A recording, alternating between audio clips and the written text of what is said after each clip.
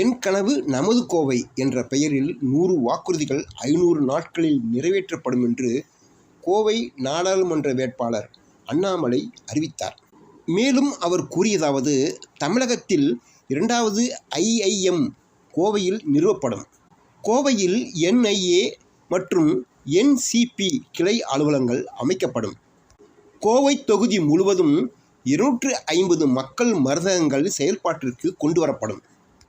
நாடு முழுவதும் உள்ள புராதன ஆன்மீக தலங்களுக்கு கோவையில் இருந்து 10 புதிய ரயில் இயக்கப்படும். பெருந்தலைவர் காமராஜர் நினைவாக அரசு மற்றும் தனியார் பங்களிப்போடு கோவை மாநகரில் 3 புதிய உணவகங்கள் நிறுவப்படும்.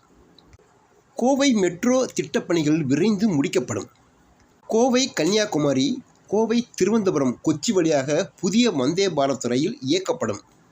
மேலும் கோவை திருச்சி சாலை 6 வழி சாலையாக விரிவாக்கப்படும். கோவை கரூர் இடையே 8 வழி சாலை திட்டத்தை விரைந்து முடிக்க நடவடிக்கை எடுக்கப்படும்.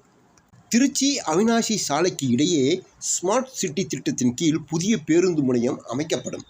ஸ்மார்ட் சிட்டி திட்டத்தின் கீழ் போக்குவரத்து நெருக்கடியை சமாளிக்க 7 இடங்களில் புதிய மேம்பாலங்கள் அமைக்க நடவடிக்கை எடுக்கப்படும்.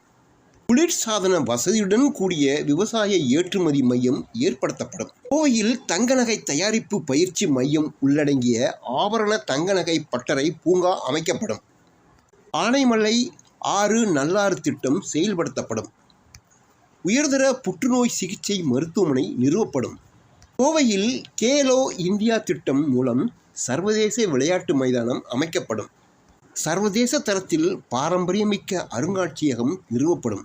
சுற்றுலா செல்லும் இளைஞர்களுக்காக இளைஞர் விடுதி ஏற்படுத்தப்படும்.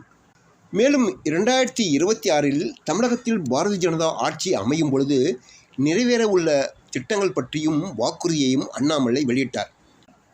அதில் பிரதமரின் விவசாய கௌரவ நிதி ₹6000 இருந்து ₹15,000 உயர்த்தப்படும். டாஸ்மாக் கடைகள் படிப்படியாக மூடப்பட்டு கள்ளுக்கடைகள் திறக்கப்படும். போலீசாரின் ஊதியம் 2 மடங்காக உயர்த்தப்படும். வாரத்திற்கு ஒரு நாள் போலீசாருக்கு கட்டாயம் விடுமுறை அளிக்கப்படும். இந்து அறநிலைத்துறையின் கோவில் மீதான அதிகாரம் மக்களிடமே வழங்கப்படும் ஆகிய வாக்குறுதிகளை அளித்தார். இந்த வாக்குறுதிகள் அனைத்தும் மோடி கேரண்டியுடன் நிறைவேற்றப்படும். இவ்வாறு தமிழ்நாடு பாரதிய ஜனதா கட்சி தலைவர் அண்ணாமலை கூறினார்.